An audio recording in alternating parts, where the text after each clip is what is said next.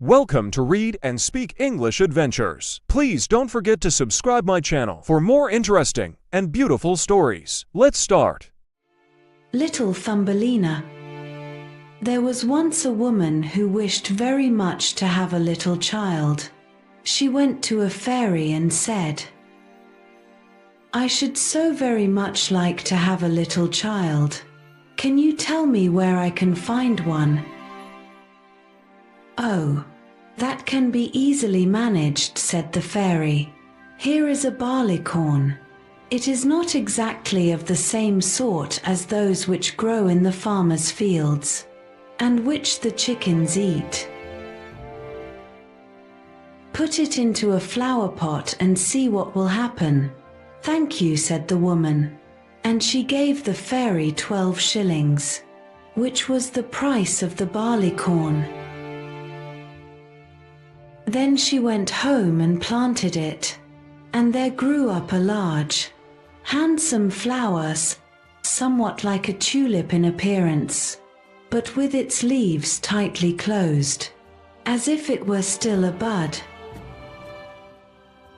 "It is a beautiful flower," said the woman, and she kissed the red and golden-colored petals, and as she did so the flower opened, and she could see that it was a real tulip. But within the flower, upon the green velvet stamens, sat a very delicate and graceful little maiden. She was scarcely half as long as a thumb, and they gave her the name of Little Thumb, or Thumbelina, because she was so small. A walnut shell, elegantly polished, served her for a cradle. Her bed was formed of blue-violet leaves, with a rose leaf for a counterpane. Here she slept at night, but during the day she amused herself on a table, where the peasant wife had placed a plate full of water. Round this plate were wreaths of flowers, with their stems in the water, and upon it floated a large tulip leaf, which served the little one for a boat. Here she sat, and rowed herself from side to side, with 2 oars made of white horsehair. It was a very pretty sight. Thumbelina could also sing so softly and sweetly that nothing like her singing had ever before been heard. One night, while she lay in her pretty bed, a large, ugly, wet toad crept through a broken pane of glass in the window, and leaped right upon the table, where she lay sleeping under her rose-leaf quilt. "What a pretty little wife this would make for my son," said the toad, and she took up the walnut shell, in which Thumbelina lay asleep, and jumped through the window with it, into the garden. In the swampy margin of a broad stream in the garden lived the toad with her son. He was uglier even than his mother, and when he saw the pretty little maiden in her elegant bed, he could only cry,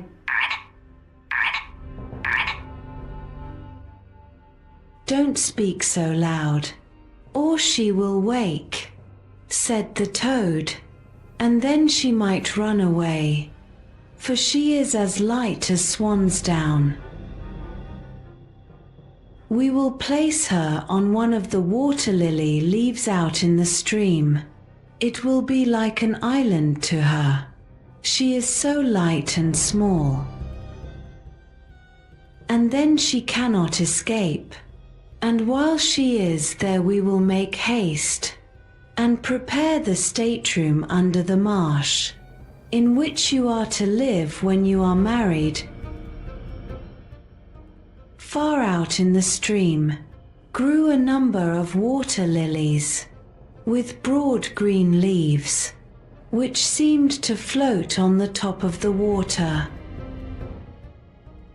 The largest of these leaves appeared farther off than the rest, and the old toad swam out to it with the walnut shell, in which Thumbelina still lay asleep. The tiny creature woke very early in the morning, and began to cry bitterly when she found where she was. For she could see nothing but water on every side of the large green leaf, and no way of reaching the land. Meanwhile, the old toad was very busy under the marsh, decking her room with rushes and yellow wildflowers, to make it look pretty for her new daughter-in-law. Then she swam out with her ugly son to the leaf on which she had placed poor Thumbelina. She wanted to bring the pretty bed, that she might put it in the bridal chamber to be ready for her. The old toad bowed low to her in the water and said, "Here is my son. He will be your husband, and you will live happily together in the marsh by the stream."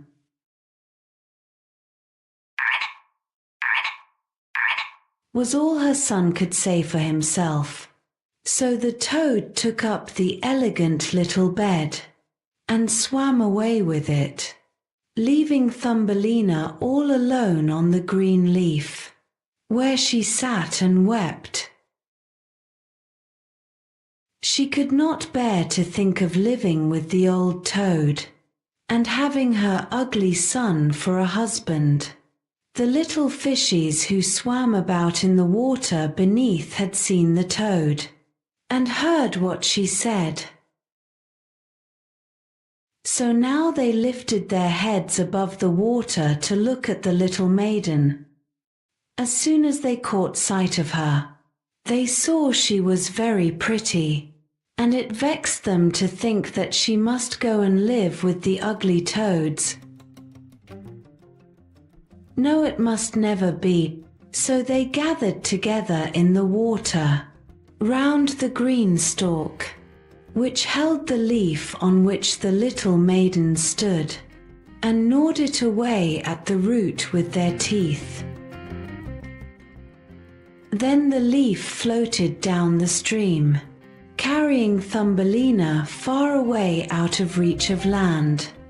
Thumbelina sailed past many towns, and the little birds in the bushes saw her and sang, "What a lovely little creature!" So the leaf swam away with her farther and farther, till it brought her to other lands. A graceful little white butterfly constantly fluttered round her, and at last alighted on the leaf. The little maiden pleased him, and she was glad of it, for now the toad could not possibly reach her, and the country through which she sailed was beautiful, and the sun shone upon the water, till it glittered like liquid gold. She took off her girdle, and tied one end of it round the butterfly, fastening the other end of the ribbon to the leaf, which now glided on much faster than before, taking Thumbelina with it as she stood. Presently a large cockchafer flew by. The moment he caught sight of her, he seized her round her delicate waist with his claws and flew with her into a tree. The green leaf floated away on the brook, and the butterfly flew with it, for he was fastened to it and could not get away. Oh, how frightened Thumbelina felt when the cockchafer flew with her to the tree, but especially was she sorry for the beautiful white butterfly, which she had fastened to the leaf. For if he could not free himself, he would die of hunger. But the cockchafer did not trouble himself at all about the matter. He seated himself by her side, on a large green leaf, gave her some honey from the flowers to eat, and told her she was very pretty, though not in the least like a cockchafer. Glided on much faster than before. After a time all the cockchafers who lived in the tree came to pay Thumbelina a visit. They stared at her, and then the young lady cockchafers turned up their feelers and said, "She has only 2 legs. How ugly that looks." "She has no feelers," said another. "Her waist is quite slim. Pooh! She is like a human being." "Oh, she is ugly," said all the lady cockchafers. The cockchafer who had run away with her believed all the others when they said she was ugly. He would have nothing more to say to her, and told her she might go where she liked. Then he flew down with her from the tree and placed her on a daisy. And she wept at the thought that she was so ugly that even the cockchafers would have nothing to say to her. And all the while, she was really the loveliest creature that one could imagine, and as tender and delicate as a beautiful rose leaf.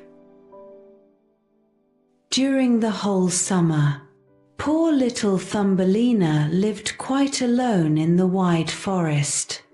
She wove herself a bed with blades of grass, and hung it up under a broad leaf. To protect herself from the rain, she sucked the honey from the flowers for food, and drank the dew from their leaves every morning. So passed away the summer and the autumn, and then came the winter, the long, cold winter. All the birds who had sung to her so sweetly had flown away, and the trees and the flowers had withered.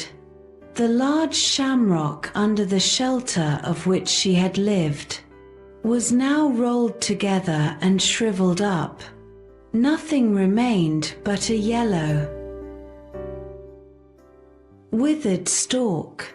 She felt dreadfully cold, for her clothes were torn, and she was herself so frail and delicate that she was nearly frozen to death. It began to snow, too, and the snowflakes, as they fell upon her, were like a whole shovelful falling upon one of us. For we are tall, but she was only an inch high. She wrapped herself in a dry leaf, but it cracked in the middle and could not keep her warm, and she shivered with cold. Near the wood in which she had been living was a large cornfield, but the corn had been cut a long time. Nothing remained but the bare, dry stubble, standing up out of the frozen ground. It was to her like struggling through a large wood. Oh, how she shivered with the cold! She came at last to the door of a field mouse, who had a little den under the corn stubble. There dwelt the field mouse in warmth and comfort,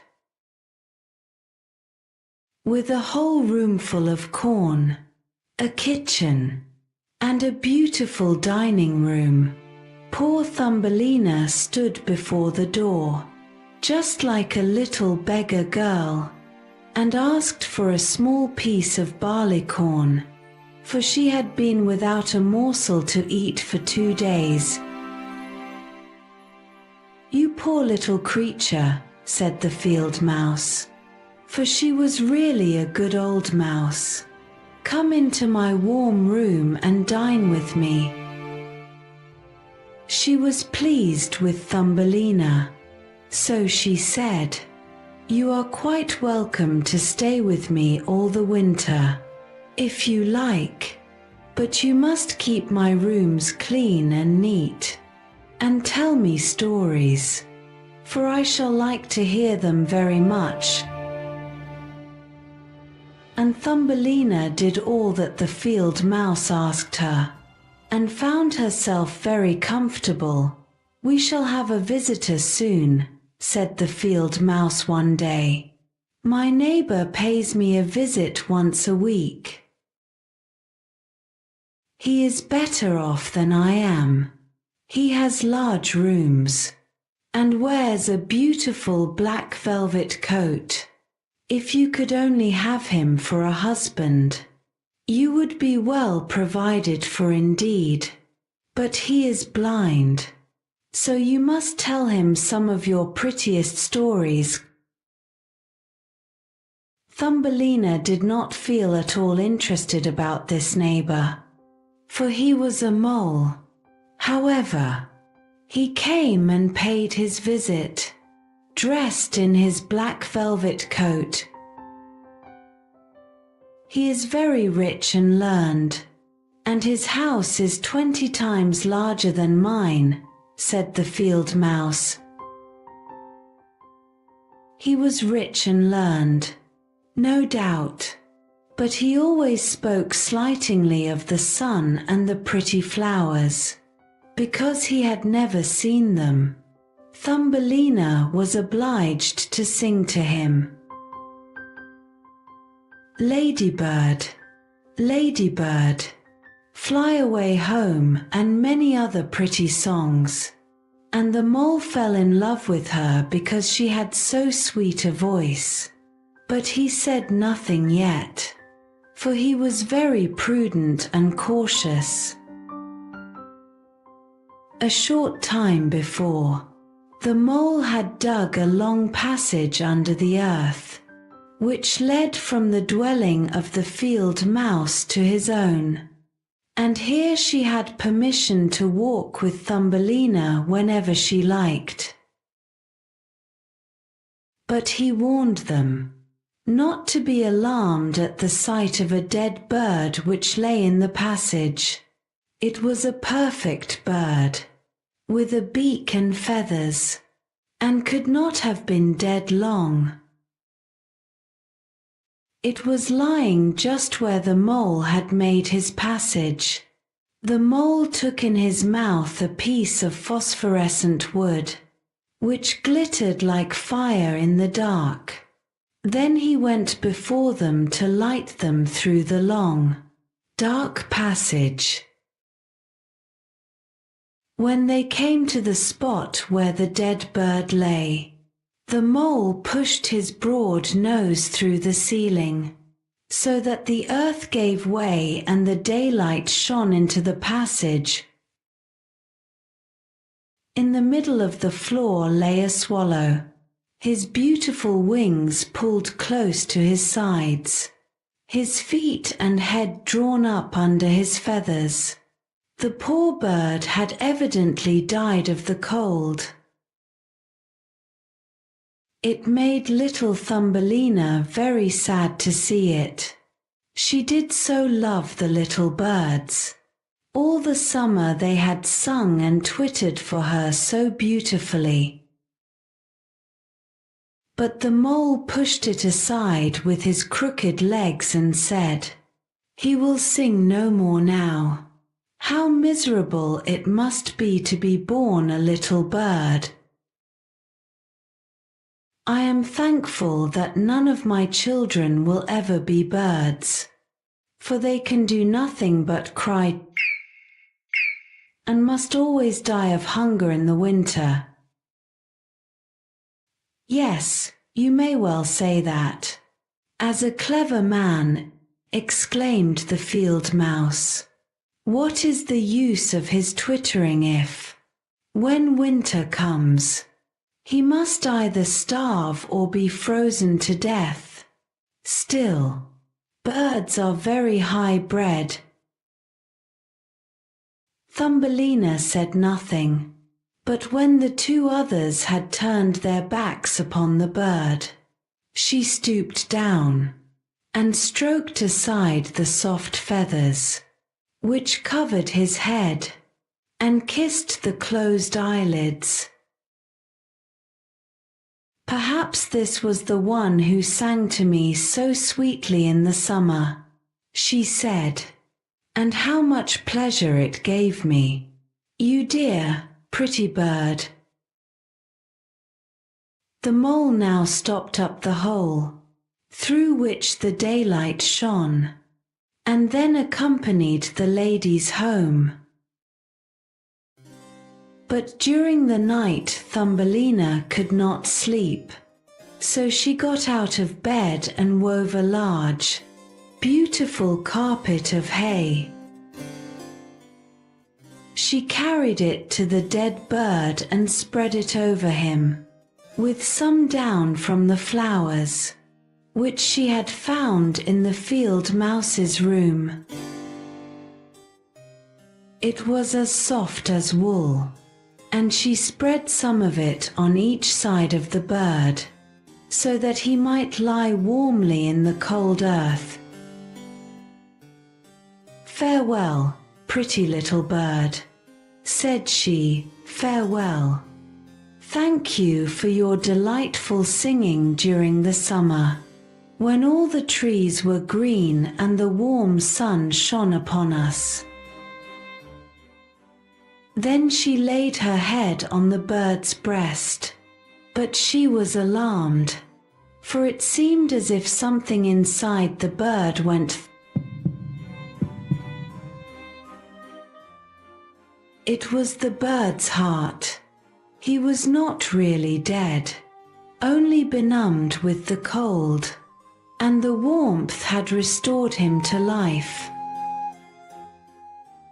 In autumn all the swallows fly away into warm countries, but if one happens to linger, the cold seizes it, and it becomes chilled and falls down as if dead.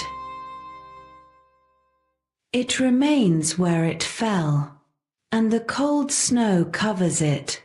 Thumbelina trembled very much. She was quite frightened.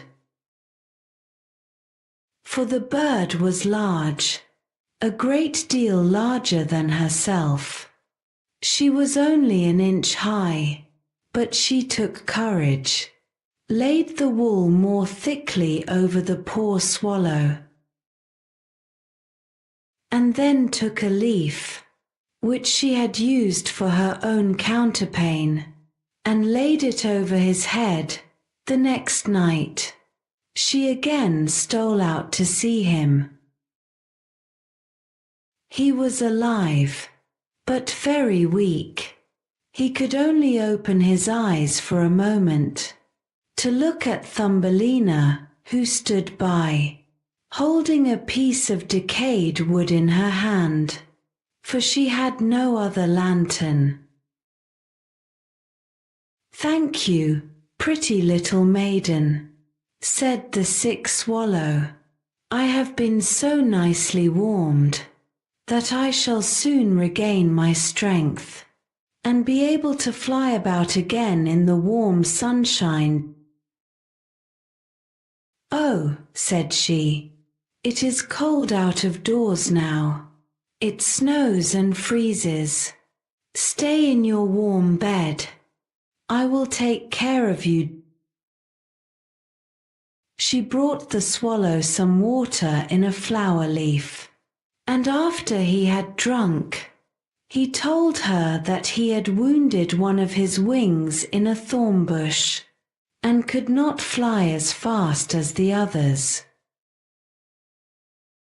who were soon far away on their journey to warm countries.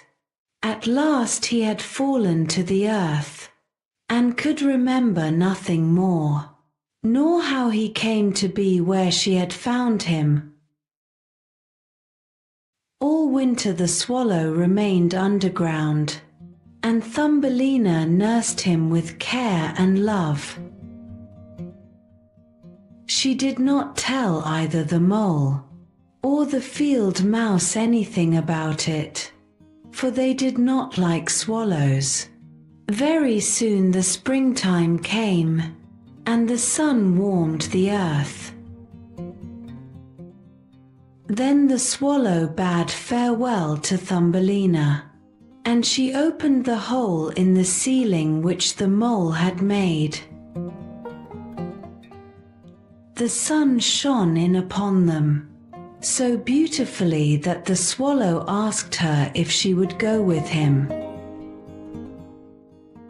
She could sit on his back, he said, and he would fly away with her into the green woods. But she knew it would grieve the field mouse if she left her in that manner, so she said, "No, I cannot." "Farewell, then. Farewell, you good, pretty little maiden," said the swallow, and he flew out into the sunshine. Thumbelina looked after him, and the tears rose in her eyes. She was very fond of the poor swallow. Sang the bird as he flew out into the green woods, and Thumbelina felt very sad.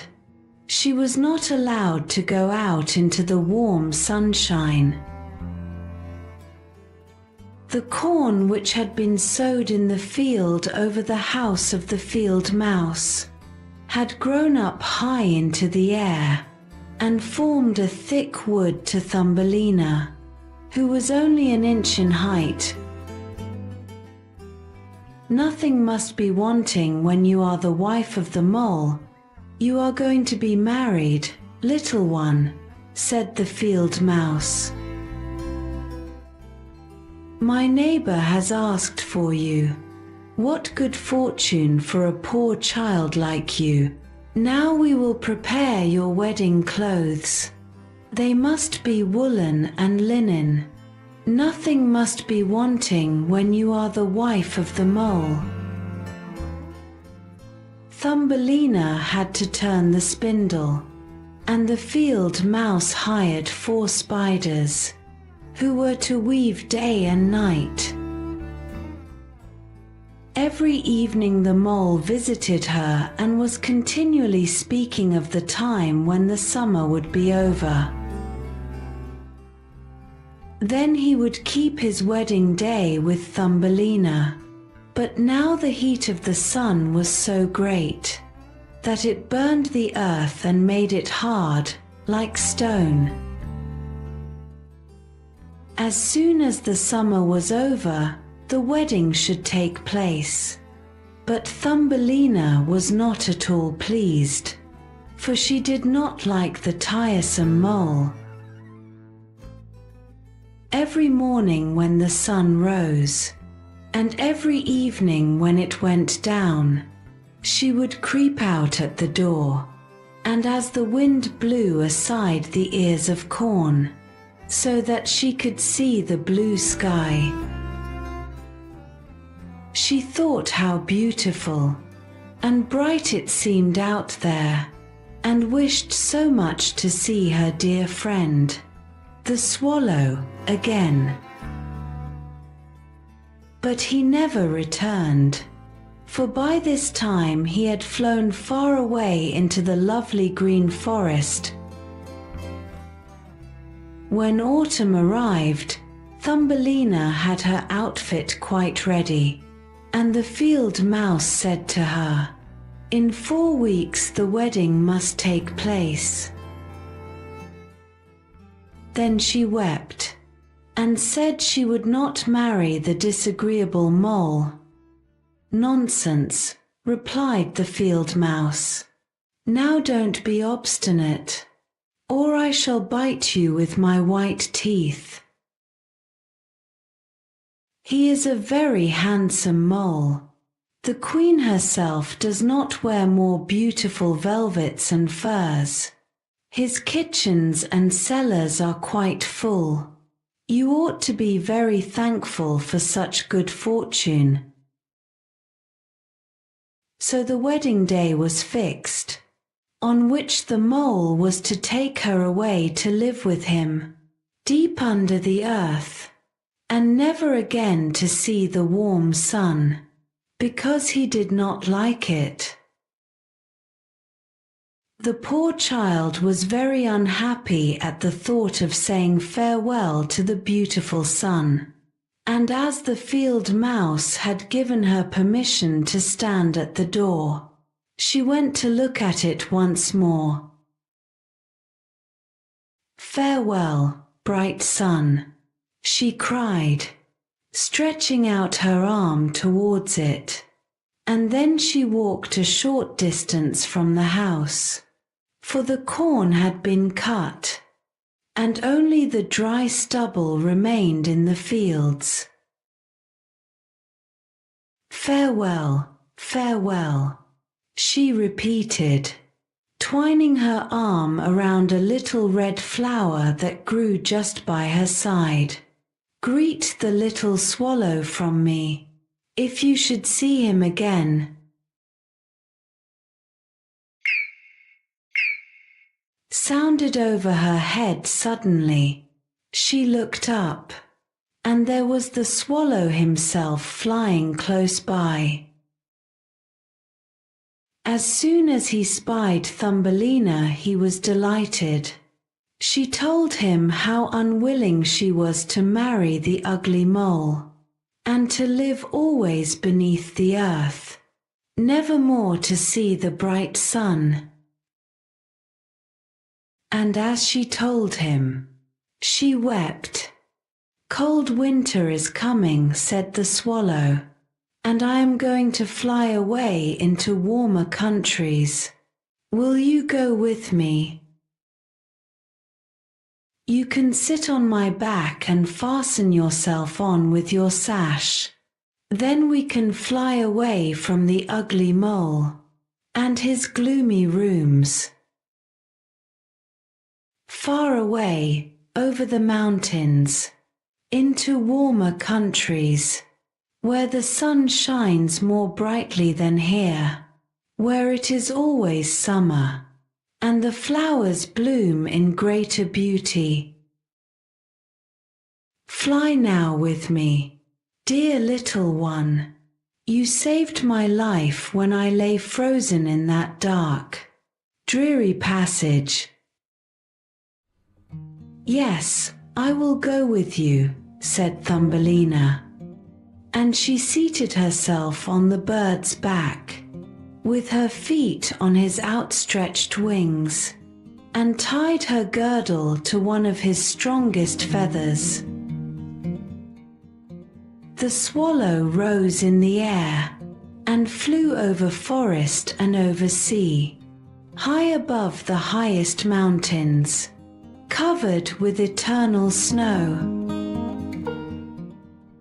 Thumbelina would have been frozen in the cold air, but she crept under the bird's warm feathers, keeping her little head uncovered, so that she might admire the beautiful lands over which they passed. At length they reached the warm countries, where the sun shines brightly, and the sky seems so much higher above the earth. Here on the hedges and by the wayside grew purple, green, and white grapes. Lemons and oranges hung from trees in the fields, and the air was fragrant with myrtles and orange blossoms. beautiful children ran along the country lanes, playing with large gay butterflies. And as the swallow flew farther and farther, every place appeared still more lovely. At last they came to a blue lake, and by the side of it, shaded by trees of the deepest green, stood a palace of dazzling white marble, built in the olden times. Vines clustered round its lofty pillars, and at the top were many swallows' nests, and one of these was the home of the swallow who carried Thumbelina. "This is my house," said the swallow, "but it would not do for you to live there. You would not be comfortable. You must choose for yourself one of those lovely flowers, and I will put you down upon it, and then you shall have everything that you can wish to make you happy." "That will be delightful," she said, and clapped her little hands for joy. A large marble pillar lay on the ground, which, in falling, had been broken into 3 pieces. Between these pieces grew the most beautiful large white flowers. So the swallow flew down with Thumbelina, and placed her on one of the broad leaves. But how surprised she was to see in the middle of the flower a tiny little man, as white and transparent as if he had been made of crystal. He had a gold crown on his head, and delicate wings at his shoulders, and was not much larger than was she herself. He was the angel of the flower, for a tiny man and a tiny woman dwell in every flower, and this was the king of them all. "Oh, how beautiful he is," whispered Thumbelina to the swallow. The little prince was at first quite frightened at the bird, who was like a giant compared to such a delicate little creature as himself. But when he saw Thumbelina, he was delighted, and thought her the prettiest little maiden he had ever seen. He took the gold crown from his head, and placed it on hers, and asked her name, and if she would be his wife, and queen over all the flowers. This certainly was a very different sort of husband from the son of the toad, or the mole with his black velvet and fur. So she said yes to the handsome prince. Then all the flowers opened, and out of each came a little lady or a tiny lord. All so pretty it was quite a pleasure to look at them.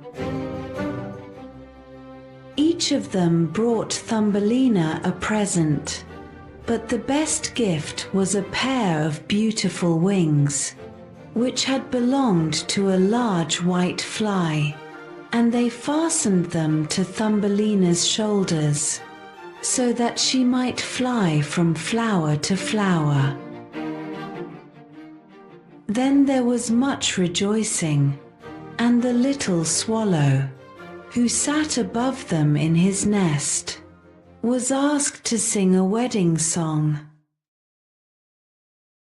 which he did as well as he could, but in his heart he felt sad, for he was very fond of Thumbelina, and would have liked never to part from her again.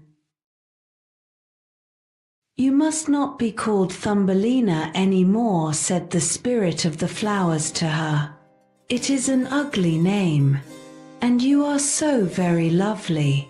We will call you Maya. Farewell, farewell, said the swallow, with a heavy heart, as he left the warm countries to fly back into Denmark. There he had a nest over the window of a house, in which dwelt the writer of fairy tales. The swallow sang, and from his song came the whole story.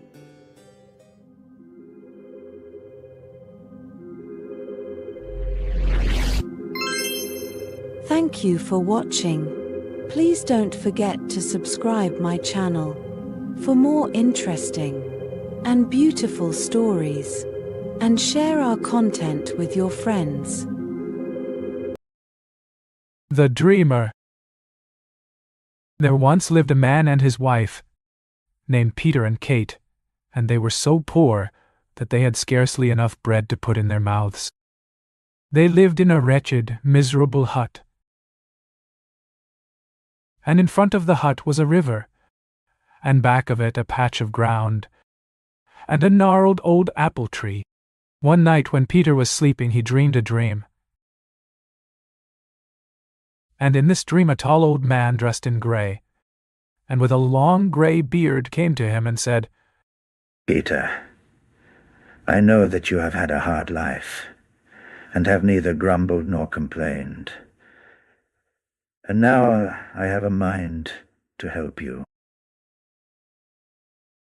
Follow down the river until you come to a bridge.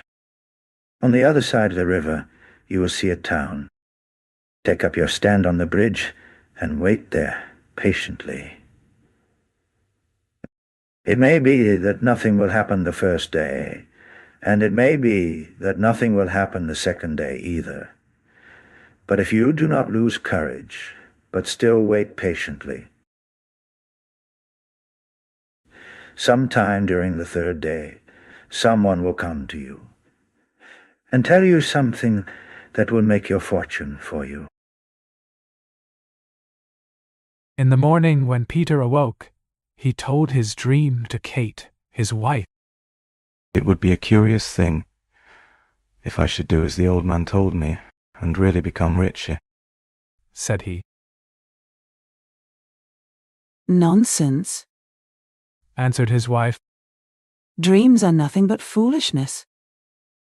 Do you go over to neighbor Goodkin and see whether he has not some wood to be cut, so you can earn a few pence to buy meal for tomorrow. So Peter did as his wife told him, and went over to his neighbor's, and worked there all day, and by evening he had almost forgotten his dream. But that night, as soon as he fell asleep, the old man appeared before him again. Why have you not done as I told you, Peter? Said he. Remember, good luck will not wait forever. Tomorrow do you set out for the bridge and town I told you of, and believe, for it is the truth.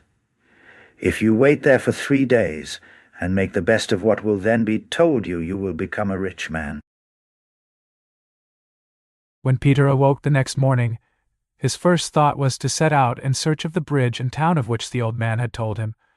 But still his wife dissuaded him. Do not be so foolish, said she. Sit down and eat your breakfast, and be thankful that you have it. You earned a few pence yesterday, and who knows but what? You may be lucky enough to earn even more today. So Peter did not set out on his journey in search of fortune that day either. But the next night for the third time the old man appeared before him, and now his look was stern and forbidding. Thou fool, said he. 3 times have I come to thee, and now I will come no more. Go to the bridge of which I have spoken, and listen well to what is there said to thee. Otherwise, want and poverty will still be thy portion, even as they have been heretofore. With this the old man disappeared, and Peter awoke. And now it was of no use for his wife to scold and argue. As the old man had commanded, so Peter would do. He only stopped to put some food in his stomach and more in his pockets, and off he set, one foot before another.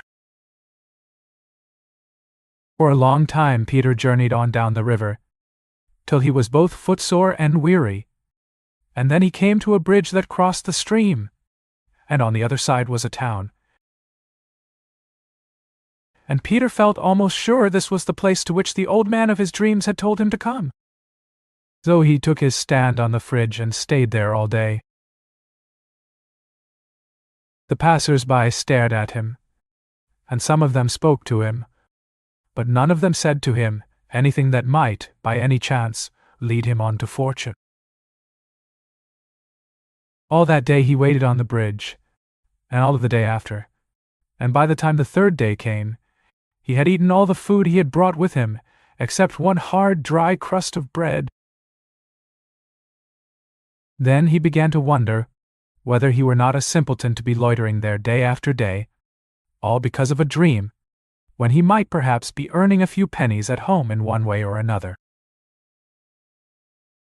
Now just beyond this bridge, there was a tailor's shop, and the tailor who lived there was a very curious man. Ever since Peter had taken his stand on the bridge, the tailor had been peeping out at him, and wondering why he was standing there, and what his business might be, and the longer Peter stayed, the more curious the tailor became. He fussed, and he fidgeted, and along toward the afternoon of the third day, he could bear it no longer, and he put aside his work and went out to the bridge to find out what he could about Peter and what he was doing there. When he came where Peter was, he bade him good morning. "Good morning," answered Peter. "Are you waiting here on the bridge for someone?" asked the tailor. "I am, and I am not," replied Peter. "Now what may be the meaning of that?" asked the tailor. "How can you be waiting, and still not be waiting all at one and the same time?" "I am waiting for someone, that is true," said Peter. "but I know not who he is, nor whence he will come, nor, for the matter of that, whether anyone will come at all." And then he related to the tailor his dream, and how he had been told that if he waited on the bridge for 3 days, someone would come along and tell him something that would make him rich for life. "Why, what a silly fellow you are," said the tailor. "I too have dreamed dreams, but I have too much sense to pay any attention to them. Only last week I dreamed 3 times that an old man came to me and told me to follow up along the bank of the river until I came to a hut where a man and his wife lived. The man's name was Peter, and his wife's name was Kate.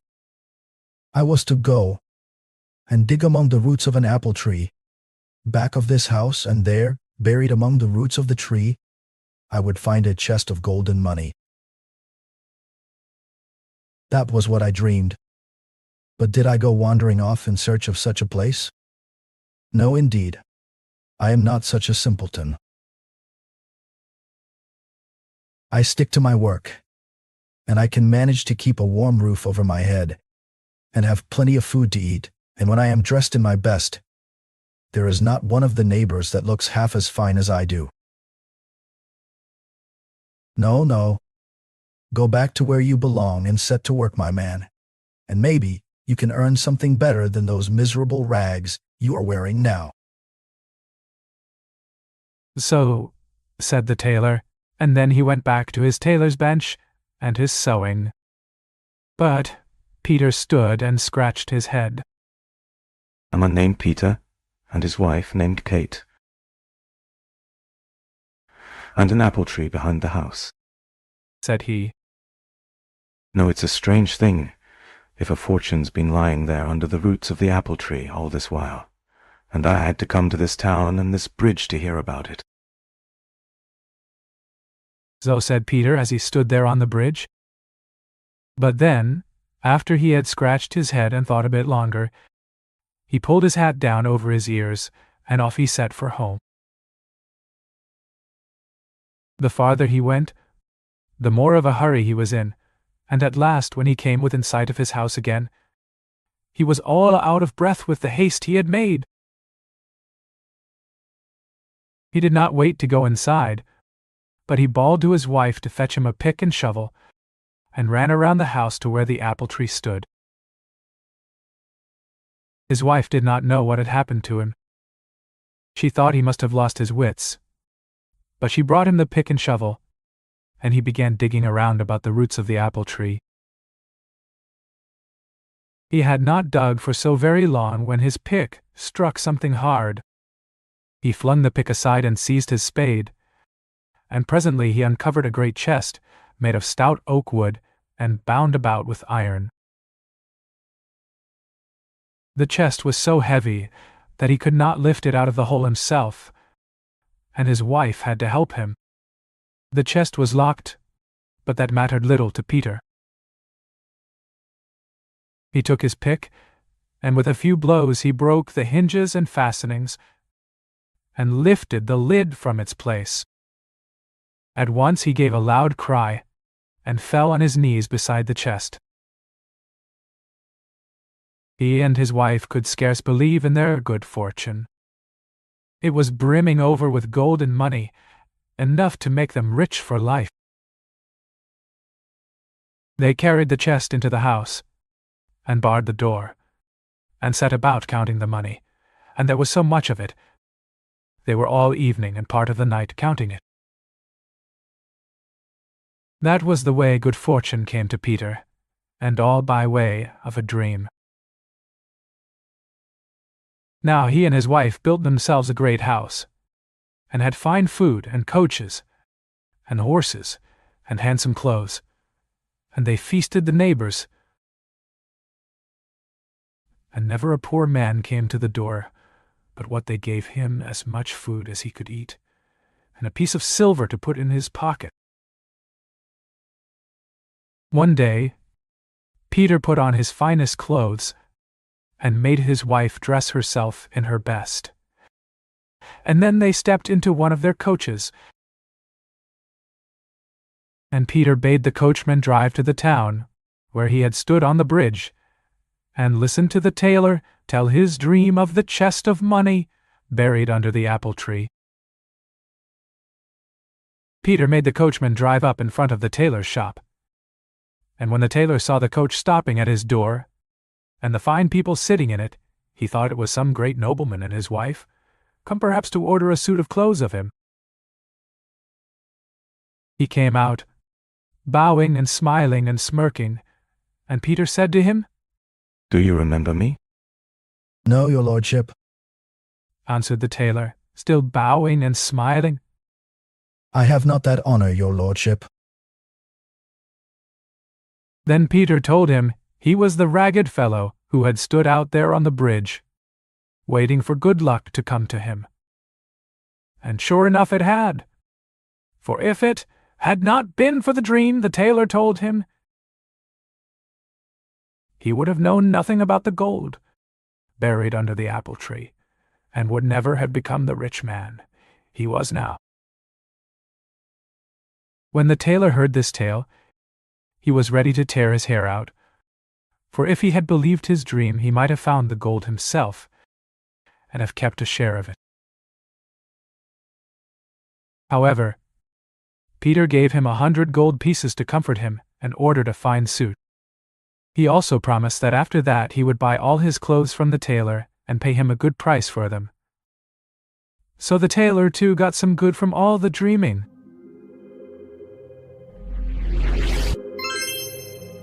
Thank you for watching. Please don't forget to subscribe my channel for more interesting and beautiful stories, and share our content with your friends.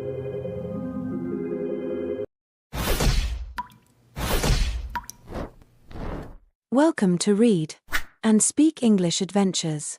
Please don't forget to subscribe my channel for more interesting and beautiful stories. and share our content with your friends. Let's start. The Elves and the Shoemaker. There was once a shoemaker who worked very hard and was very honest, but still he could not earn enough to live upon, and at last all he had in the world was gone, save just leather enough to make one pair of shoes. Then he cut his leather out, all ready to make up the next day, meaning to rise early in the morning to his work. His conscience was clear, and his heart light, amidst all his troubles. So he went peaceably to bed, left all his cares to heaven, and soon fell asleep. In the morning, after he had said his prayers, he sat himself down to his work, when, to his great wonder, there stood the shoes, all ready made, upon the table. The good man knew not what to say or think at such an odd thing happening. He looked at the workmanship. There was not one false stitch in the whole job. All was so neat and true that it was quite a masterpiece. The same day, a customer came in, and the shoes suited him so well that he willingly paid a price higher than usual for them. And the poor shoemaker, with the money, bought leather enough to make 2 pairs more. In the evening, he cut out the work and went to bed early, that he might get up and begin betimes next day. But he was saved all the trouble, for when he got up in the morning, the work was done ready to his hand. Soon in came buyers, who paid him handsomely for his goods, so that he bought leather enough for 4 pair more. He cut out the work again overnight, and found it done in the morning, as before. And so it went on for some time. What was got ready in the evening was always done by daybreak, and the good man soon became thriving and well off again. One evening, about Christmas time, as he and his wife were sitting over the fire, chatting together, he said to her, "I should like to sit up and watch tonight, that we may see who it is that comes and does my work for me." The wife liked the thought, so they left a light burning and hid themselves in a corner of the room, behind a curtain that was hung up there, and watched what would happen. As soon as it was midnight, there came in 2 little naked dwarfs, and they sat themselves upon the shoemaker's bench, took up all the work that was cut out, and began to ply with their little fingers, stitching and wrapping and tapping away at such a rate that the shoemaker was all wonder, and could not take his eyes off them. And on they went, till the job was quite done, and the shoes stood ready for use upon the table. This was long before daybreak, and then they bustled away as quick as lightning.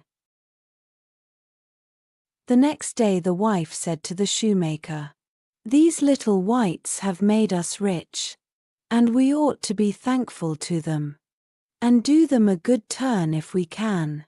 I am quite sorry to see them run about as they do. And indeed it is not very decent, for they have nothing upon their backs to keep off the cold. I'll tell you what. I will make each of them a shirt, and a coat, and waistcoat, and a pair of pantaloons into the bargain, and do you make each of them a little pair of shoes. The thought pleased the good cobbler very much, and one evening, when all the things were ready, they laid them on the table, instead of the work that they used to cut out, and then went and hid themselves to watch what the little elves would do.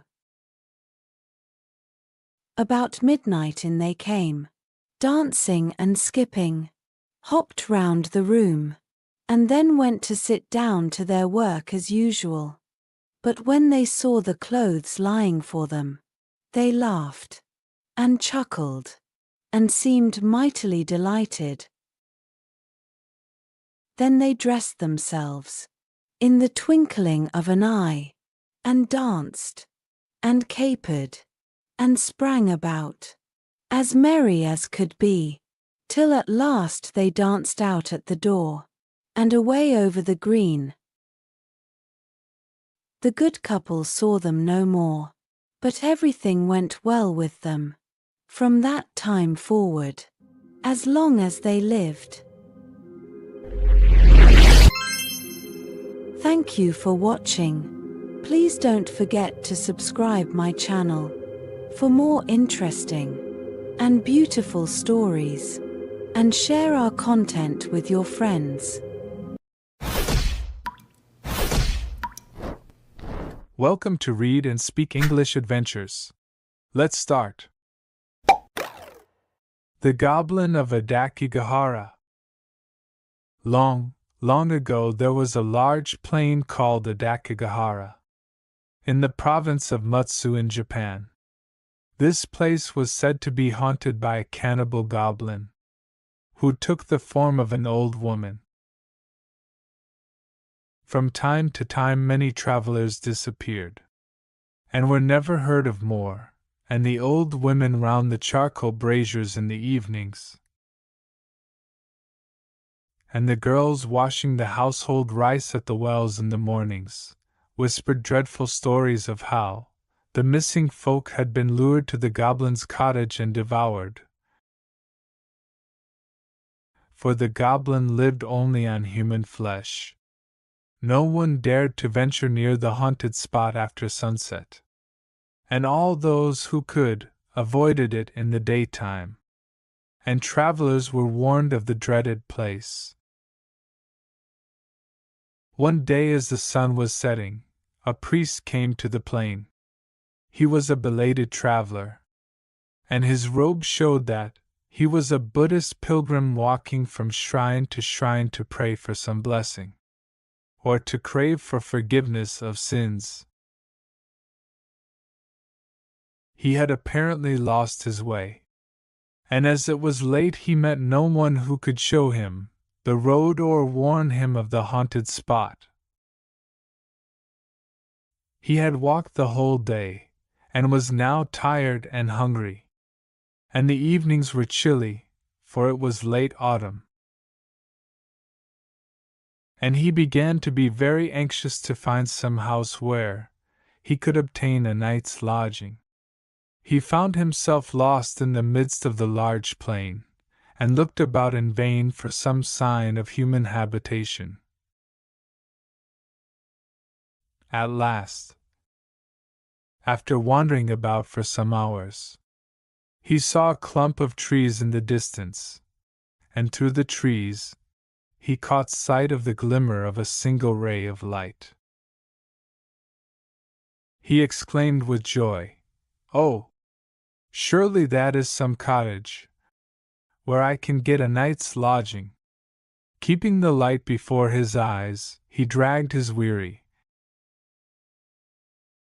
aching feet as quickly as he could towards the spot. and soon came to a miserable-looking little cottage. As he drew near, he saw that it was in a tumble-down condition. The bamboo fence was broken, and weeds and grass pushed their way through the gaps. The paper screens which serve as windows and doors in Japan were full of holes, and the posts of the house were bent with age, and seemed scarcely able to support the old thatched roof.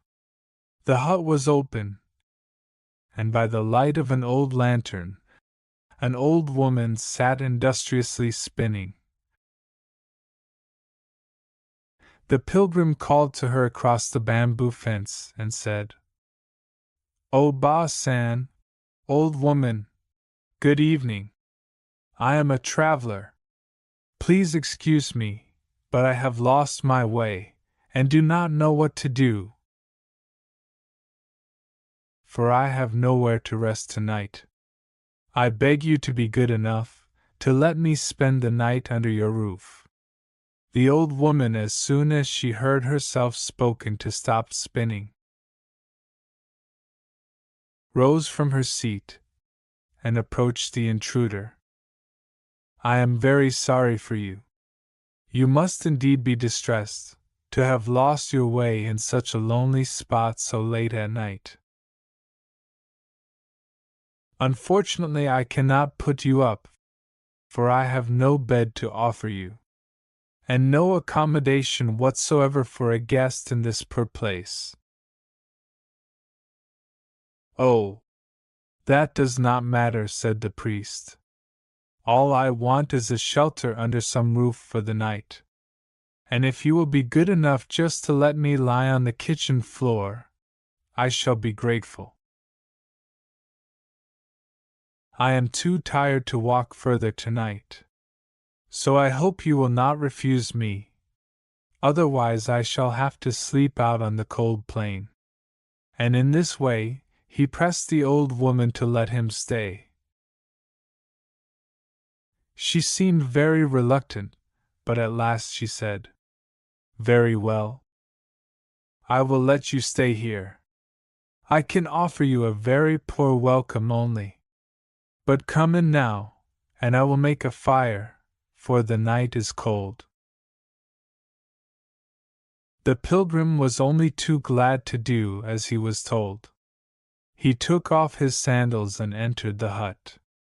The old woman then brought some sticks of wood, and lit the fire, and bade her guest draw near and warm himself. "You must be hungry after your long tramp," said the old woman. "I will go and cook some supper for you." She then went to the kitchen to cook some rice. After the priest had finished his supper, the old woman sat down by the fireplace, and they talked together for a long time. The pilgrim thought to himself that he had been very lucky to come across such a kind, hospitable old woman. At last the wood gave out, and as the fire died slowly down, he began to shiver with cold just as he had done when he arrived. "I see you are cold," said the old woman. "I will go out and gather some wood, for we have used it all.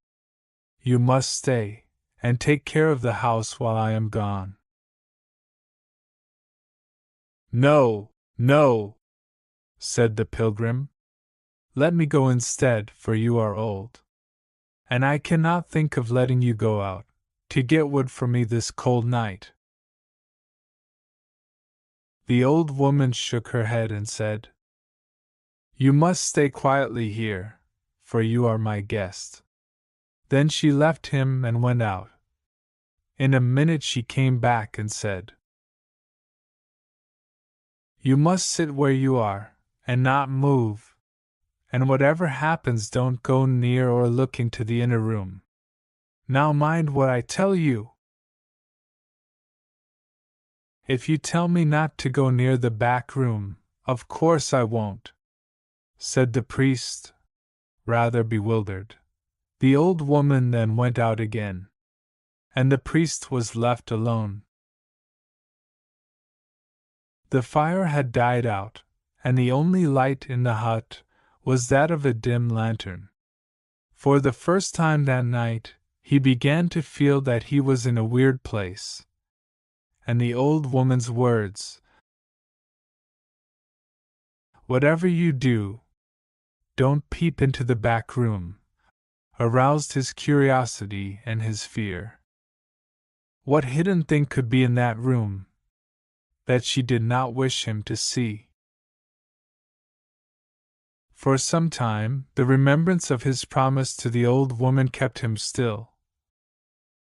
But at last he could no longer resist his curiosity to peep into the forbidden place. He got up and began to move slowly towards the back room. Then the thought that the old woman would be very angry with him if he disobeyed her made him come back to his place by the fireside. As the minutes went slowly by, and the old woman did not return, he began to feel more and more frightened, and to wonder what dreadful secret was in the room behind him. He must find out. She will not know that I have looked unless I tell her. I will just have a peep before she comes back, said the man to himself. With these words he got up on his feet, for he had been sitting all this time in Japanese fashion, with his feet under him, and stealthily crept towards the forbidden spot. With trembling hands he pushed back the sliding door, and looked in. What he saw froze the blood in his veins. The room was full of dead men's bones, and the walls were splashed, and the floor was covered with human blood. In one corner skull upon skull rose to the ceiling. In another was a heap of arm bones, in another a heap of leg bones. The sickening smell made him faint. He fell backwards with horror, and for some time lay in a heap with fright on the floor, a pitiful sight. He trembled all over and his teeth chattered, and he could hardly crawl away from the dreadful spot. "How horrible!" he cried out. "What awful den have I come to in my travels? May Buddha help me, or I am lost. Is it possible that that kind old woman is really the cannibal goblin? When she comes back, she will show herself in her true character, and eat me up at one mouthful." With these words his strength came back to him, and snatching up his hat, he rushed out of the house as fast as his legs could carry him.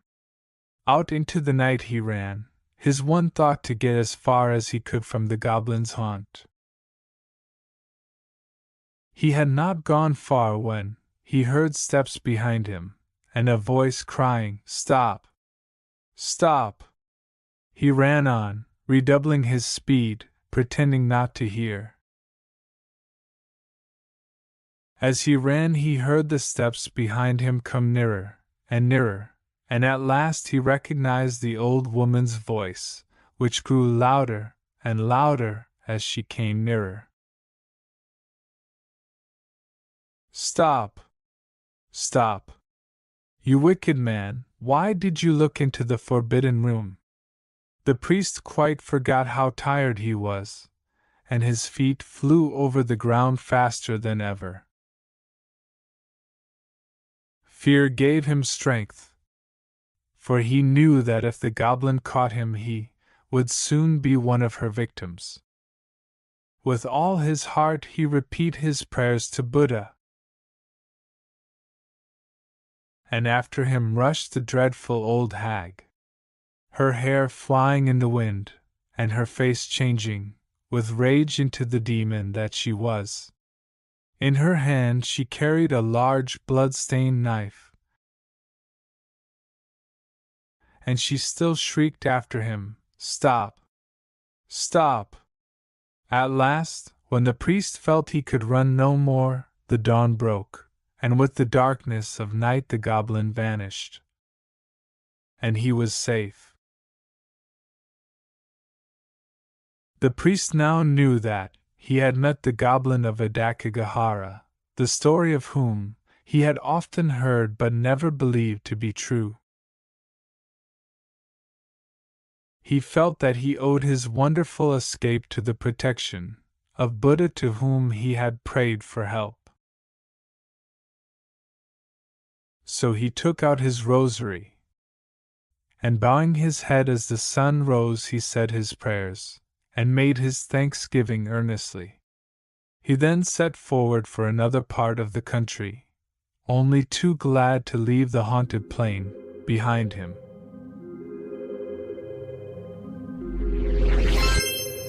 Thank you for watching. Please don't forget to subscribe my channel for more interesting and beautiful stories, and share our content with your friends.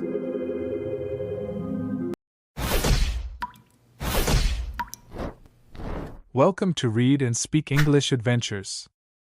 Let's start. The Ogre of Rashomon. Long, long ago in Kyoto, the people of this city were terrified by accounts of a dreadful ogre, who, it was said, haunted the gate of Rashomon at twilight, and seized whoever passed by. The missing victims were never seen again. So it was whispered that the ogre was a horrible cannibal, who not only killed the unhappy victims, but ate them also. Now everybody in the town and neighborhood was in great fear. No one dared to venture near the haunted spot after sunset. Now at this time, there lived in Kyoto a general named Reiko, who had made himself famous for his brave deeds. Some time before this, he made the country ring with his name. For he had attacked Oyama, where a band of ogres lived with their chief, who instead of wine drank the blood of human beings. He had defeated all of them, and the chief monster. This brave warrior was always followed by a band of faithful knights. In this band, there were 5 knights of great valor.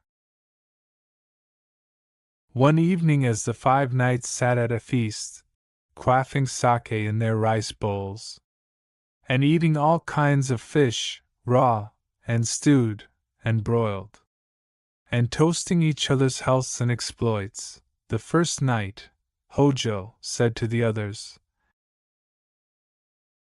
"Have you all heard the rumor that every evening, after sunset, there comes an ogre to the gate of Rashomon, and that he seizes all who pass by?" The second knight, Watanabe, answered him, saying, "Do not talk such nonsense. All the ogres were removed by our chief Reiko at Oyama. It cannot be true. Because even if any ogres did escape from that great battle, they would not dare to show themselves in this city, for they know that our brave master would at once attack them, if he knew that any of them were still around." Then do you disbelieve what I say, and think that I am telling you a falsehood? No, I do not think that you are telling a lie, said Watanabe. But you have heard some old woman's story, which is not worth believing. Then the best plan is to prove what I say, by going there yourself, and finding out yourself whether it is true or not, said Hojo. Watanabe, the second night, could not bear the thought that his companion should believe he was afraid. So he answered quickly, "Of course, I will go at once, and find out for myself." So Watanabe at once got ready to go. He buckled on his long sword, and put on a coat of armor, and tied on his large helmet. When he was ready to start, he said to the others, "Give me something, so that I can prove I have been there." Then one of the men got a roll of writing paper, and his box of Indian ink, and brushes, and the 4 comrades wrote their names on a piece of paper. "I will take this," said Watanabe, "and put it on the gate of Rashomon. So tomorrow morning will you all go and look at it? I may be able to catch an ogre or 2 by then." And he mounted his horse and rode off gallantly. It was a very dark night, and there was neither moon nor star to light Watanabe on his way. To make the darkness worse, a storm came on. The rain fell heavily, and the wind howled like wolves in the mountains. Any ordinary man would have trembled at the thought of going out of doors. But Watanabe was a brave warrior, and dauntless, and his honor and word were at stake. So he sped on into the night,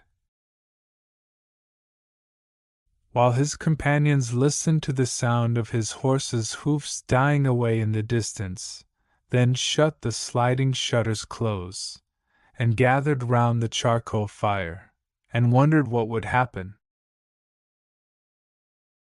and whether their comrade would encounter one of those horrible Oni. At last Watanabe reached the gate of Rashomon. But peer as he might through the darkness, he could see no sign of an ogre. "It is just as I thought," said Watanabe to himself.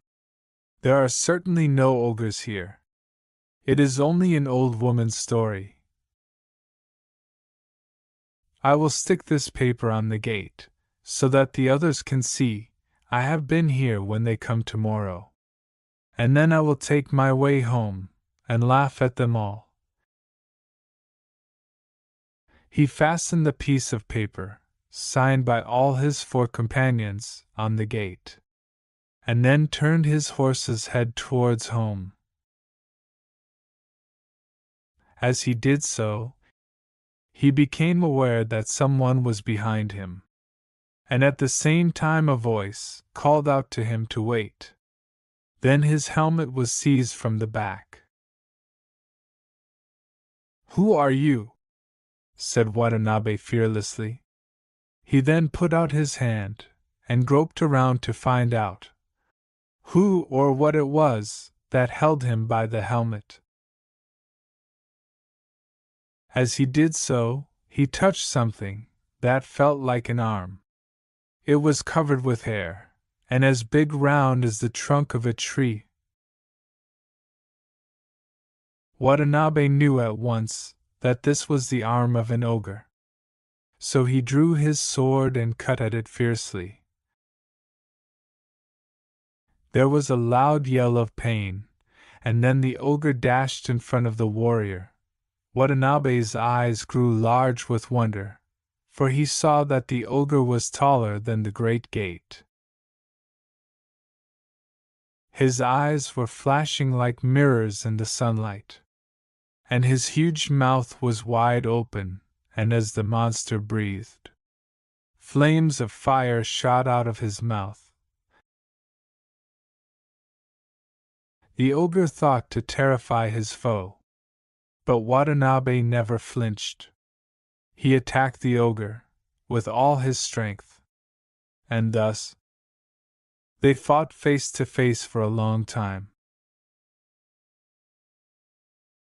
At last the ogre, finding that he could neither frighten nor beat Watanabe, and that he might himself be beaten, took to flight. But Watanabe, determined not to let the monster escape, put spurs to his horse and gave chase. But though the knight rode very fast, the ogre ran faster. And to his disappointment, he found himself unable to overtake the monster, who was gradually lost to sight. Watanabe returned to the gate, where the fierce fight had taken place, and got down from his horse. As he did so, he stumbled upon something lying on the ground. Stooping to pick it up, he found that it was one of the ogre's huge arms, which he must have slashed off in the fight. His joy was great at having secured such a prize, for this was the best of all proofs of his adventure with the ogre. So he took it up carefully, and carried it home as a trophy of his victory. When he got back, he showed the arm to his comrades, who won, and all called him the hero of their band, and gave him a great feast. His wonderful deed was soon noised abroad in Kyoto, and people from far and near came to see the ogre's arm. Watanabe now began to grow uneasy as to how he should keep the arm in safety, for he knew that the ogre to whom it belonged was still alive. He felt sure that one day or other, as soon as the ogre got over his scare, he would come to try to get his arm back again. Watanabe therefore had a box made of the strongest wood, and banded with iron. In this he placed the arm, and then he sealed down the heavy lid, refusing to open it for anyone. He kept the box in his own room, and took charge of it himself, never allowing it out of his sight. Now one night he heard someone knocking at the porch, asking for admittance. When the servant went to the door to see who it was, there was only an old woman, very respectable in appearance. On being asked who she was, and what was her business, the old woman replied with a smile that she had been nurse to the master of the house when he was a little baby. If the lord of the house were at home, she begged to be allowed to see him. The servant left the old woman at the door, and went to tell his master that his old nurse had come to see him. Watanabe thought it strange that she should come at that time of night. But at the thought of his old nurse, who had been like a foster mother to him, and whom he had not seen for a long time, a very tender feeling sprang up for her in his heart. He ordered the servant to show her in. The old woman was ushered into the room, and after the customary bows and greetings were over, she said, "Master, the report of your brave fight with the ogre at the gate of Rashomon is so widely known that even your poor old nurse has heard of it. Is it really true, what everyone says, that you cut off one of the ogre's arms? If you did, your deed is highly to be praised." "I was very disappointed," said Watanabe, "that I was not able to take the monster captive, which was what I wished to do, instead of only cutting off an arm. I am very proud to think," answered the old woman, "that my master was so brave as to dare to cut off an ogre's arm. There is nothing that can be compared to your courage. Before I die, it is the great wish of my life to see this arm," she added pleadingly. "No," said Watanabe. I am sorry, but I cannot grant your request. But why? Asked the old woman. Because, replied Watanabe, ogres are very revengeful creatures. And if I open the box, there is no telling but that the ogre may suddenly appear and carry off his arm. I have had a box made on purpose with a very strong lid, and in this box I keep the ogre's arm secure. And I never show it to anyone, whatever happens. Your precaution is very reasonable, said the old woman. But I am your old nurse. So surely you will not refuse to show me the arm. I have only just heard of your brave act. And not being able to wait till the morning, I came at once to ask you to show it to me. Watanabe was very troubled at the old woman's pleading, but he still persisted in refusing. Then the old woman said, Do you suspect me of being a spy sent by the ogre? No, of course I do not suspect you of being the ogre's spy, for you are my old nurse, answered Watanabe. Then, you cannot surely refuse to show me the arm any longer, entreated the old woman, for it is the great wish of my heart to see for once in my life the arm of an ogre. Watanabe could not hold out in his refusal any longer, so he gave in at last, saying, Then I will show you the ogre's arm, since you so earnestly wish to see it. Come, follow me. And he led the way to his own room, the old woman following. When they were both in the room, Watanabe shut the door carefully. And then going towards a big box, which stood in a corner of the room, he took off the heavy lid. He then called to the old woman to come near and look in, for he never took the arm out of the box. What is it like? Let me have a good look at it, said the old nurse. With a joyful face, she came nearer and nearer, as if she were afraid, till she stood right against the box. Suddenly she plunged her hand into the box, and seized the arm, crying with a fearful voice which made the room shake. Oh joy! I have got my arm back again! And from an old woman, she was suddenly transformed into the towering figure of the frightful ogre. Watanabe sprang back, and was unable to move for a moment, so great was his astonishment. But recognizing the ogre, who had attacked him at the gate of Rashomon, he determined with his usual courage to put an end to him this time. He seized his sword, drew it out of its sheath in a flash, and tried to cut the ogre down. So quick was Watanabe that the creature had a narrow escape. But the ogre sprang up to the ceiling, and bursting through the roof, disappeared in the mist and clouds. In this way the ogre escaped with his arm. The knight gnashed his teeth with disappointment. But that was all he could do. He waited in patience for another opportunity to dispatch the ogre. But the latter was afraid of Watanabe's great strength and daring, and never troubled Kyoto again.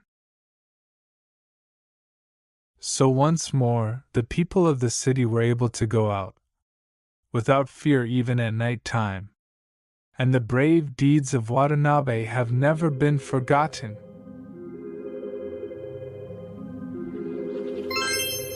Thank you for watching. Please don't forget to subscribe my channel for more interesting and beautiful stories, and share our content with your friends. The Shepherdess and the Chimney Sweep. Have you ever seen an old wooden cabinet, quite worn black with age, and ornamented with all sorts of carved figures and flourishes? Just such a one stood in a certain parlor. It was a legacy from the great-grandmother, and was covered from top to bottom with carved roses and tulips. The most curious flourishes were on it, too, and between them peered forth little stags' heads, with their zigzag antlers. On the door panel had been carved the entire figure of a man, a most ridiculous man to look at, for he grinned. You could not call it smiling, or laughing, in the drollest way. Moreover, he had crooked legs, little horns upon his forehead, and a long beard. The children used to call him the crooked-legged Field Marshal Major General Corporal Sergeant, which was a long, hard name to pronounce. Very few there are, whether in wood or in stone, who could get such a title. Surely to have cut him out in wood was no trifling task. However, there he was. His eyes were always fixed upon the table below, and toward the mirror, for upon this table stood a charming little porcelain shepherdess. Her mantle gathered gracefully about her, and fastened with a red rose. Her shoes and hat were gilded, and her hand held a shepherd's crook. She was very lovely. Close by her stood a little chimney sweep, also of porcelain. He was as clean and neat as any other figure. Indeed, he might as well have been made a prince as a sweep, since he was only make-believe, for though everywhere else he was as black as a coal, his round, bright face was as fresh and rosy as a girl's. This was certainly a mistake. It ought to have been black. There he stood so prettily, with his ladder in his hand, quite close to the shepherdess. From the first he had been placed there, and he always remained on the same spot, for they had promised to be true to each other. They suited each other exactly. They were both young, both of the same kind of porcelain, and both equally fragile. Close to them stood another figure 3 times as large as themselves. It was an old Chinaman, a mandarin, who could nod his head. He was of porcelain, too, and he said he was the grandfather of the shepherdess. But this he could not prove. He insisted that he had authority over her, and so when the crooked-legged Field Marshal Major General Corporal Sergeant made proposals to the little shepherdess, he nodded his head in token of his consent. "You will have a husband," said the old mandarin to her. "A husband who, I verily believe, is of mahogany wood. You will be the wife of a Field Marshal Major General Corporal Sergeant, of a man who has a whole cabinet full of silver plate, besides a store of no one knows what in the secret drawers. I will never go into that dismal cabinet," declared the little shepherdess. "I have heard it said that there are 11 porcelain ladies already imprisoned there. Then, rejoined the Mandarin, you will be the 12th, and you will be in good company this very night.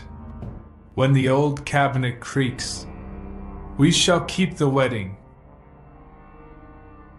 As surely as I am a Chinese Mandarin. And upon this he nodded his head and fell asleep. But the little shepherdess wept, and turned to the beloved of her heart, the porcelain chimney sweep.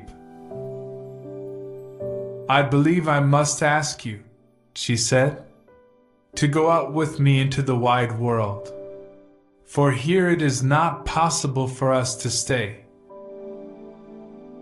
I will do in everything as you wish, replied the little chimney sweep. Let us go at once. I am sure I can support you by my trade.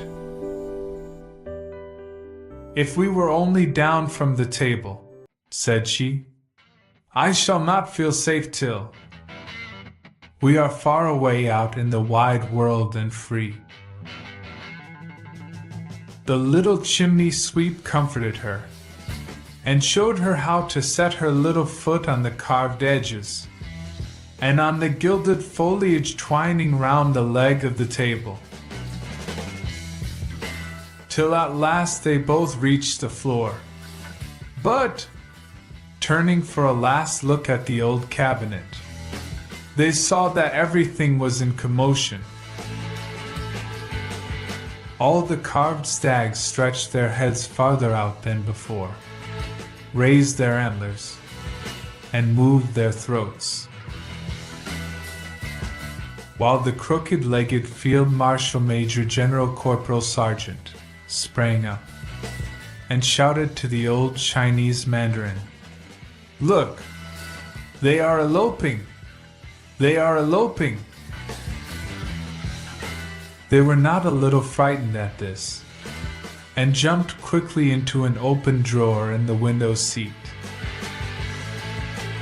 Here lay 3 or 4 packs of cards that were not quite complete, and a little doll's theater, which had been set up as nicely as could be. A play was going on, and all the queens sat in the front row, and fanned themselves with the flowers which they held in their hands, while behind them stood the knaves, each with 2 heads, one above and one below, as playing cards have. The play was about 2 persons, who were not allowed to marry, and the shepherdess cried, for it seemed so like her own story. I cannot bear this, she said. Let us leave the drawer. But when she had again reached the floor, she looked up at the table and saw that the old Chinese Mandarin was awake, and that he was rocking his whole body to and fro with rage. The old Mandarin is coming, cried she, and down she fell on her porcelain knees. So frightened was she. I have thought of a plan, said the chimney sweep. Suppose we creep into the jar of perfumes, the potpourri vase which stands in the corner. There we can rest upon roses and lavender, and throw salt in his eyes if he comes near. That will not do at all, she said. Besides, I know that the old Mandarin and the potpourri vase were once betrothed, and no doubt some slight friendship still exists between them. No, there is no help for it. We must wander forth together into the wide world. Have you really the courage to go out into the wide world with me? Asked the chimney sweep. Have you considered how large it is, and that if we go, we can never come back? I have, replied she. And the chimney sweep looked earnestly at her and said, "My way lies through the chimney. Have you really the courage to go with me through the stove, and creep through the flues and the tunnel?" "Well, do. I know the way. We shall come out by the chimney, and then I shall know how to manage. We shall mount so high that they can never reach us. And at the top there is an opening that leads out into the wide world." And he led her to the door of the stove. "Oh, how black it looks," she said. Still she went on with him, through the stove, the flues, and the tunnel, where it was as dark as pitch. "Now we are in the chimney," said he, "and see what a lovely star shines above us." There actually was a star in the sky that was shining right down upon them, as if to show them the way. Now they climbed and crept. A frightful way it was, so steep and high, but he went first to guide, and to smooth the way as much as he could. He showed her the best places on which to set her little china foot, till at last they came to the edge of the chimney, and sat down to rest, for they were very tired, as may well be supposed. The sky and all its stars were above them, and below lay all the roofs of the town. They saw all around them the great, wide world. It was not like what the poor little shepherdess had fancied it, and she leaned her little head upon her chimney sweep's shoulder, and wept so bitterly that the gilding was washed from her golden sash. "This is too much," said she. "It is more than I can bear. The world is too large. I wish I were safe back again, upon the little table under the mirror. I shall never be happy till I am there once more. I have followed you out into the wide world. Surely, if you really love me, you will follow me back." The chimney sweep tried to reason with her. He reminded her of the old mandarin, and the crooked-legged field marshal, major, general, corporal, sergeant. But she wept so bitterly, and kissed her little chimney sweep so fondly, that he could not do otherwise than as she wished. Foolish as it was, so they climbed down the chimney, though with the greatest difficulty, crept through the flues, and into the stove, where they paused to listen behind the door, to discover what might be going on in the room. All was quiet, and they peeped out. Alas! There on the floor lay the old mandarin. He had fallen from the table, in his attempt to follow the runaways, and had broken into 3 pieces.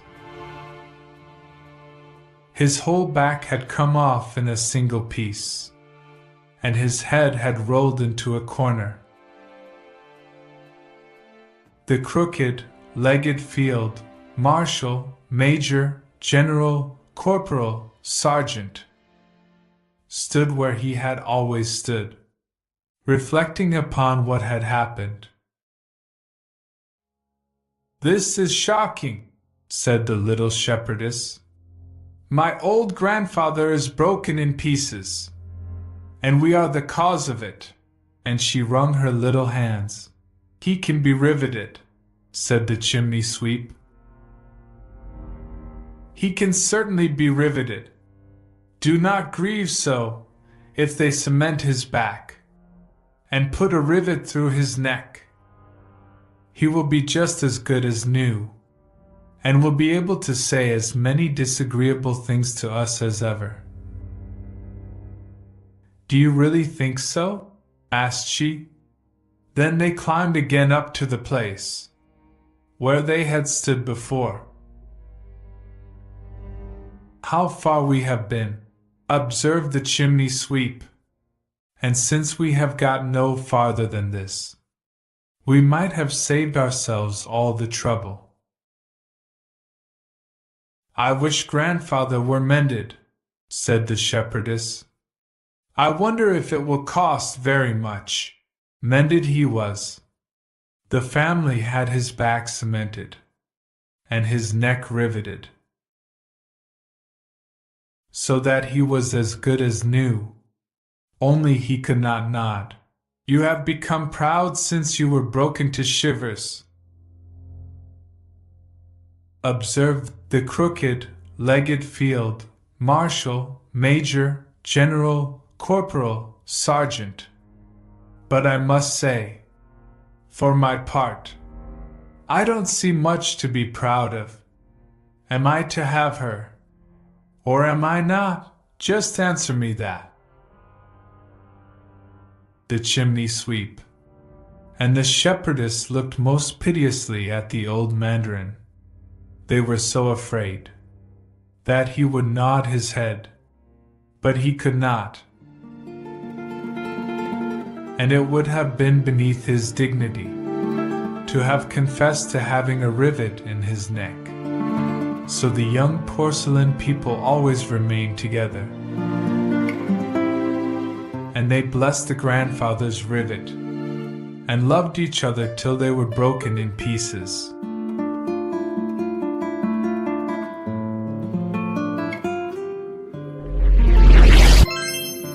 Thank you for watching. Please don't forget to subscribe for more interesting and beautiful stories and share our content with your friends.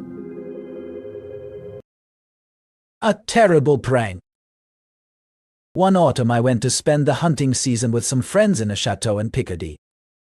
My friends were fond of practical jokes.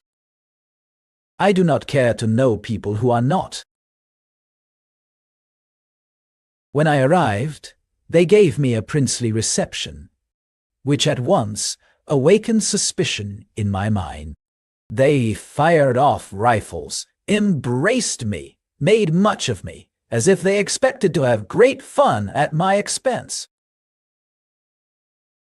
I said to myself, "Look out, old ferret, they have something in store for you." During the dinner, the mirth was excessive, exaggerated in fact. I thought, here are people who have more than their share of amusement, and apparently without reason. They must have planned some good joke. Assuredly, I am to be the victim of the joke. Attention! During the entire evening, everyone laughed in an exaggerated fashion. I scented a practical joke in the air, as a dog scents game. But was it? I was watchful, restless. I did not let a word, or a meaning, or a gesture escape me. Everyone seemed to me an object of suspicion, and I even looked distrustfully at the faces of the servants. The hour struck for retiring, and the whole household came to escort me to my room. Why? They called to me, "Good night." I entered the apartment, shut the door, and remained standing, without moving a single step, holding the wax candle in my hand. I heard laughter and whispering in the corridor. Without doubt, they were spying on me. I cast a glance round the walls, the furniture, the ceiling, the hangings, the floor. I saw nothing to justify suspicion. I heard persons moving about outside my door. I had no doubt they were looking through the keyhole. An idea came into my head. My candle may suddenly go out and leave me in darkness. Then I went across to the mantelpiece and lighted all the wax candles that were on it. After that, I cast another glance around me without discovering anything. I advanced with short steps, carefully examining the apartment. Nothing. I inspected every article one after the other. Still nothing. I went over to the window. The shutters, large wooden shutters, were open. I shut them with great care, and then drew the curtains, enormous velvet curtains, and placed a chair in front of them, so as to have nothing to fear from outside. Then, I cautiously sat down. The armchair was solid. I did not venture to get into the bed. However, the night was advancing, and I ended by coming to the conclusion that I was foolish. If they were spying on me, as I supposed they must, while waiting for the success of the joke, they had been preparing for me, have been laughing immoderately at my terror. So I made up my mind to go to bed. But the bed was particularly suspicious looking. I pulled at the curtains. They seemed to be secure. All the same, there was danger. I was going perhaps to receive a cold shower both from overhead, or perhaps, the moment I stretched myself out, to find myself sinking to the floor with my mattress. I searched in my memory for all the practical jokes of which I ever had experience, and I did not want to be caught. Certainly not. Certainly not. Then I suddenly bethought myself of a precaution, which I considered ensured safety. I caught hold of the side of the mattress gingerly, and very slowly drew it toward me. It came away, followed by the sheet and the rest of the bedclothes.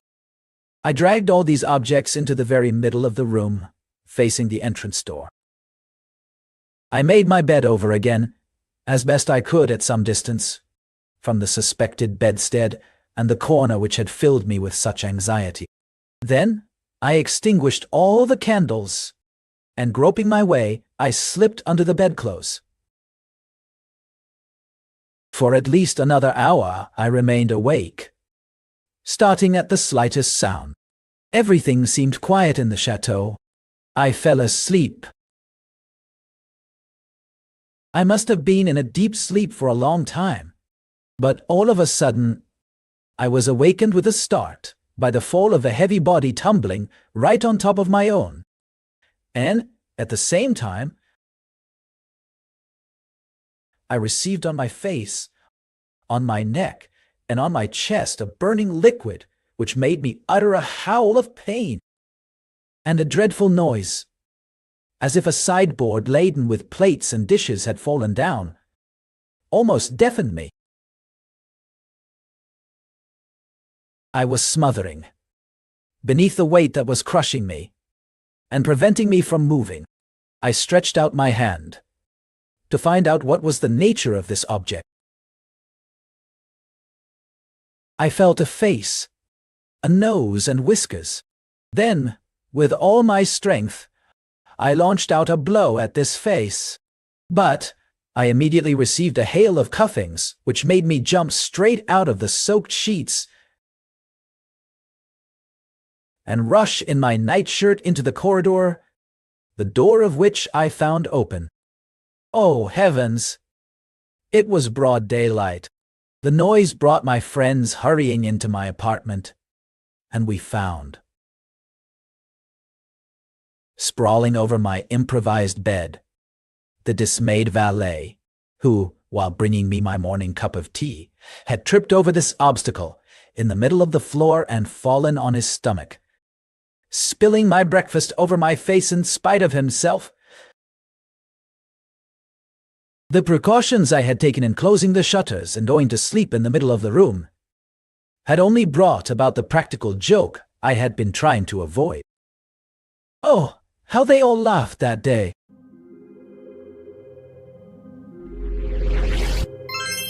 Thank you for watching. Please don't forget to subscribe my channel.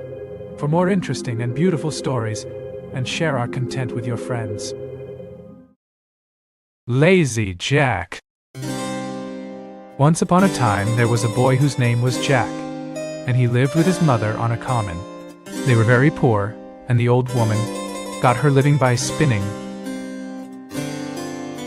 But Jack was so lazy that he would do nothing but bask in the sun in the hot weather, and sit by the corner of the hearth in the wintertime. So they called him Lazy Jack. His mother could not get him to do anything for her, and at last told him one Monday that if he did not begin to work for his porridge, she would turn him out to get as living as he could. This roused Jack, and he went out and hired himself for the next day to a neighboring farmer for a penny. But as he was coming home, never having had any money before, he lost it in passing over a brook. "You foolish boy," said his mother. "You should have put it in your pocket."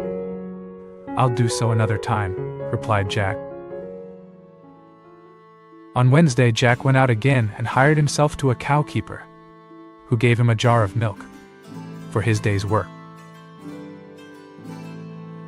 Jack took the jar and put it into the large pocket of his jacket, spilling it all long before he got home. "Dear me," said the old woman. "You should have carried it on your head." "I'll do so another time," said Jack. So on Thursday, Jack hired himself again to a farmer, who agreed to give him a cream cheese for his services. In the evening, Jack took the cheese and went home with it on his head. By the time he got home, the cheese was all spoilt, part of it being lost, and part matted with his hair. "You foolish boy," said his mother. "You should have carried it very carefully in your hands." "I'll do so another time," replied Jack. On Friday, Lazy Jack again went out and hired himself to a baker, who would give him nothing for his work but a large tomcat. Jack took the cat and began carrying it very carefully in his hands. But in a short time, the wild cat scratched him so much that he was compelled to let it go. When he got home, his mother said to him, "You silly fellow, you should have tied it with a string and dragged it along after you." "I'll do so another time," said Jack. So on Saturday, Jack hired himself to a butcher, who rewarded him by the handsome present of a shoulder of mutton. Jack took the mutton, tied it to a string, and trailed it along after him in the dirt, so that by the time he had got home, the meat was completely spoiled. His mother was this time quite out of patience with him, for the next day was Sunday, and she was obliged to make do with cabbage for her dinner. "You silly boy," said she to her son. "You should have carried it on your shoulder." "I'll do so another time," replied Jack. On the next Monday, Lazy Jack went once more and hired himself to a cattle keeper, who gave him a donkey for his trouble.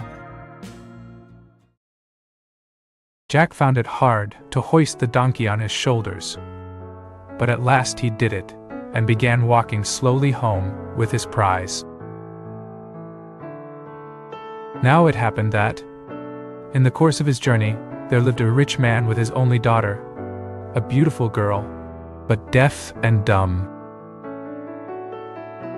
Now she had never laughed in her life, and the doctors said she would never speak till somebody made her laugh. This young lady happened to be looking out of the window when Jack was passing with the donkey on his shoulders, with the legs sticking up in the air,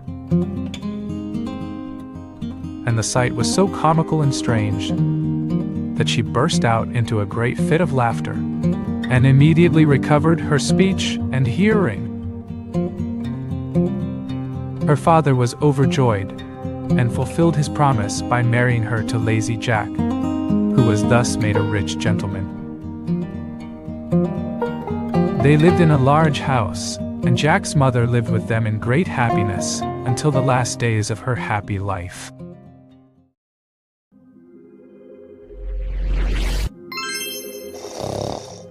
Thank you for watching. Please don't forget to subscribe my channel for more interesting and beautiful stories, and share our content with your friends. Little Suryabai. There was once a poor peasant woman who sold milk. Every day she filled her cans with milk and went to a nearby town and sold it, returning with her cans empty. One day, when she set out, she took her little baby daughter with her. In each hand, the mother carried a milk can, and the baby held to her skirt and walked close beside her. Suddenly, two great eagles appeared, wheeling about in the sky, and one of them dropped down and seized the child and flew away with it.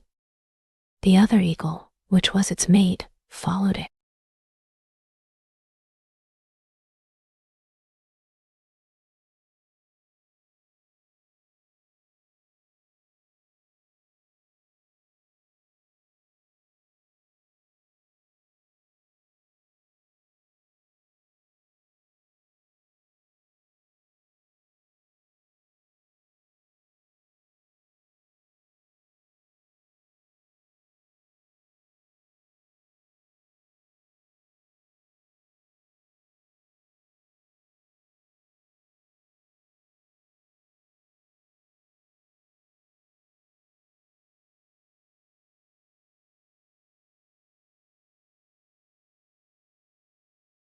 For me this cold night. The old woman shook her head and said, "You must stay quietly here, for you are my guest." Then she left him and went out. In a minute she came back and said, "You must sit where you are, and not move, and whatever happens don't go near or look into the inner room. Now mind what I tell you. If you tell me not to go near the back room, of course I won't," said the priest, rather bewildered. The old woman then went out again, and the priest was left alone.